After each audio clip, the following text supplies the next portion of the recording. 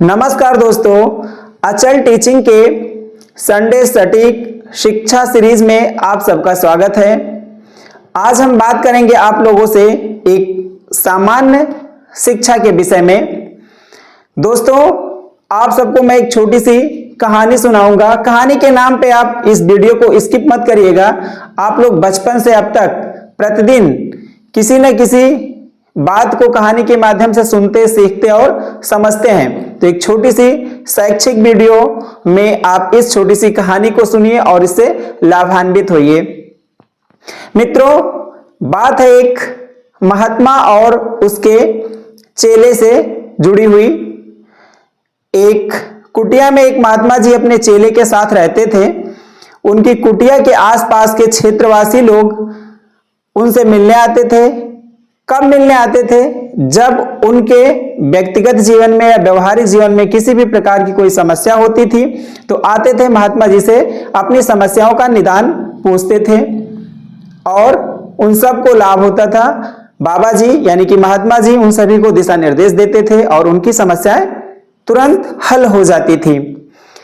महात्मा जी अपने चेले के साथ उस कुटिया में, उस विशेष क्षेत्र में बहुत लंबे समय तक रहे। एक दिन अनायास ही महात्मा जी के मस्तिष्क में यह विचार आया कि अब यहां से कहीं अलग चलना पड़ेगा। तो इस विचार के साथ उन्होंने अपने शिष्य से कहा कि बेटा, अब हमें यहां से कहीं अलग प्रस्थान करना होगा। चेला ने कहा, जैसी आपकी इच्छा, चलिए हम लोग यहां से चलते हैं। गुरु चेला दोनों लोगों ने वहां से अपना पूरा जो भी उनका सरसामान था उसको लेकर चल दिए। धन दौलत चढ़ावे के रूप में जो कुछ भी थोड़ा बहुत मिलता था वो सब चेले के पास था। महात्मा जी कुछ नहीं रखते थे, सारा जितना भी धनराशि होती थी, धन दौलत इत्यादि, वो सब चेला ही रखता था। अब अपनी प्लानिंग के अनुसार दोनों लोग वहां से चल दिए। चलते चलते थोड़ी दूर जब वो आगे बढ़े तो उनको एक नदी क्रॉस करनी थी। नदी के उस पार जाने के लिए उनको नाव का सहारा लेना था। जब वो घाट पर पहुंचे तो वहां नाविक ने महात्मा जी से कहा कि महाराज, हम आपको उस पार उतार देंगे, लेकिन आपको उतराई देनी पड़ेगी। उतराई के रूप में हम आप दोनों लोगों को 25 पैसे में उस पार कर देंगे। महात्मा जी कहे, बेटा मेरे पास तो कुछ है नहीं, मैं आपको कुछ नहीं दे सकता हूं। चेले से कहा तो चेले ने कहा, हमारे पास भी कुछ नहीं है, हम लोग साधु सन्यासी व्यक्ति हैं, आप हमें फ्री में उस पार उतार दो। फिर नाविक ने कहा, नहीं, हम ऐसे नहीं उतारेंगे, हम सबसे उतराई लेते हैं, मेहनत करते हैं, तब जाके आपसे पैसा लेते हैं, अनायास या फ्री में नहीं मांग रहे हैं। बाबा और चेला दोनों लोग वहीं बैठे रहे। दिन भर नाव इस पार से उस पार आई गई, लेकिन नाविक ने उतारा नहीं। धीरे धीरे समय व्यतीत हुआ और शाम हो गई। जब शाम हो गई तब चेले के मन में एक विचार आया कि बाबा जी के पास तो वास्तव में कुछ नहीं है, हमारे पास ही है, चलिए हम इसको 25 पैसे देकर उस पार चलते हैं। जब दोनों लोग उस पार उतर गए तब चेला ने अपने गुरु महाराज से कहा कि देखिए, हमने 25 पैसा दिया है, तब हम उस पार से इस पार आए हैं। महात्मा जी ने अपने चेले से कहा, बेटा तुमने 25 पैसे नहीं दिए हैं, तुमने त्याग किया है। त्याग करने के बाद आप उस पार से इस पार आए हो। यदि त्याग ना किए होते तो यहां नहीं आ पाते। बेटा, जीवन में एक बात हमेशा याद रखो कि हम त्याग करने के बाद ही मनुष्य से मानव की श्रेणी में आते हैं। तो त्याग की महिमा बड़ी ही महत्वपूर्ण और अपरंपार है। तो एक छोटे से त्याग से आप मानव से महामानव तक बन सकते हैं। तो आइए अब हम लोग अपने इस वास्तविक और व्यवहारिक जीवन में चीजों को जानने और समझने की कोशिश करते हैं कि किन छोटी छोटी चीजों का, किन छोटी छोटी बातों का, किस प्रकार के छोटे छोटे व्यवहारों का त्याग किया जाए जिससे हम सब लोगों का जीवन सफल, सुगम और मंगलकारी हो। दोस्तों, एक छोटी सी कहानी से पता चला कि त्याग कितना महत्वपूर्ण है। इसलिए हमें अपने जीवन में कई अनावश्यक चीजों का त्याग करना चाहिए जिससे हमें और अधिक लाभ मिले।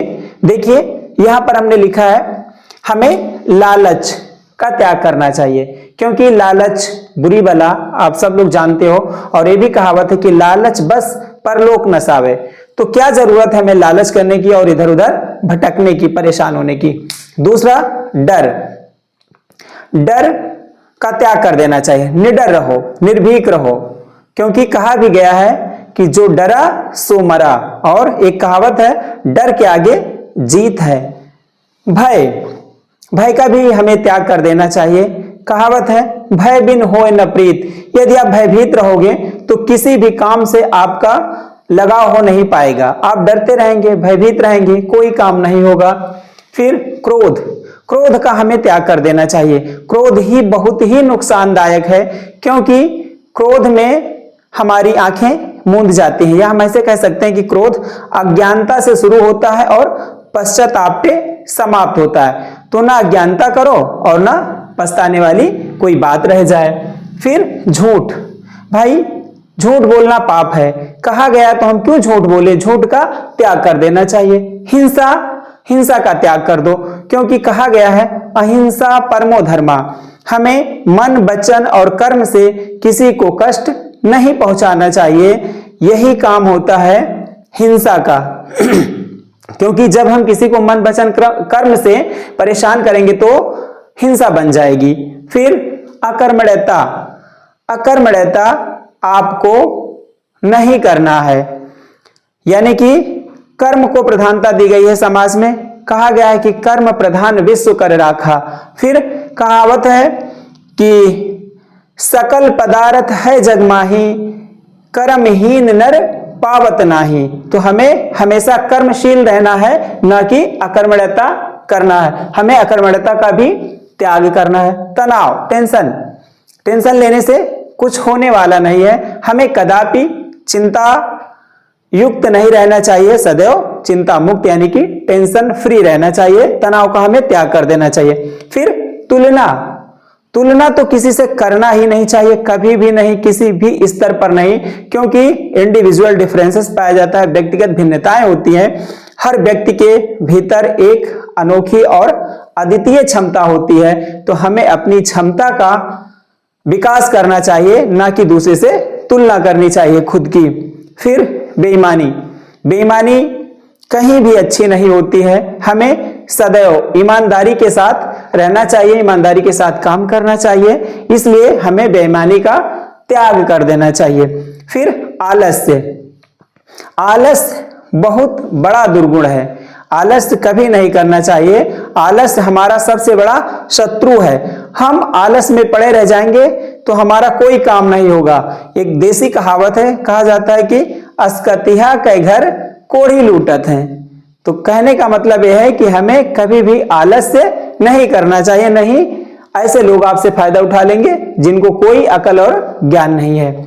फिर घमंड, हमें घमंड तो कदापि करना ही नहीं चाहिए। घमंड बड़े बड़े महापुरुषों का टूट गया तो हम लोग किस खेत के मूली हैं भाई, क्योंकि घमंड रावण ने किया था अपनी क्षमताओं और बल का, उसका भी घमंड टूट गया। तो कभी भी हमें घमंड नहीं करना चाहिए।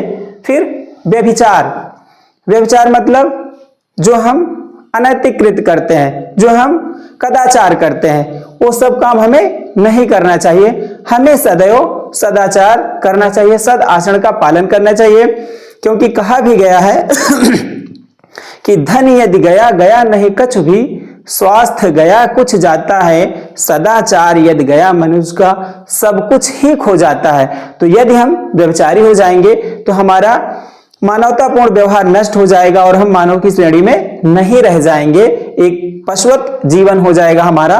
तो हमें कदापि भी व्यभिचार नहीं करना चाहिए। फिर है मादक पेय पदार्थों का सेवन।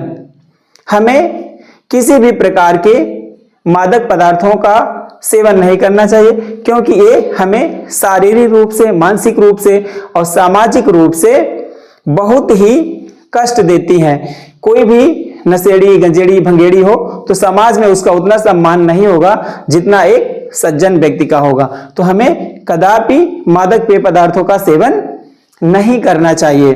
तो एक कुछ प्रमुख बातों पर हमने चर्चा की है। इन सभी बेमतलब वाली चीजों का हमें त्याग कर देना चाहिए और अपने जीवन को एकदम से अच्छा, श्रेष्ठ और उत्कृष्ट बनाने की सदैव कोशिश करते रहने चाहिए। आज की क्लास में बस इतना ही। एक नई शैक्षिक वीडियो के साथ अगले संडे को हम आपसे फिर मिलेंगे।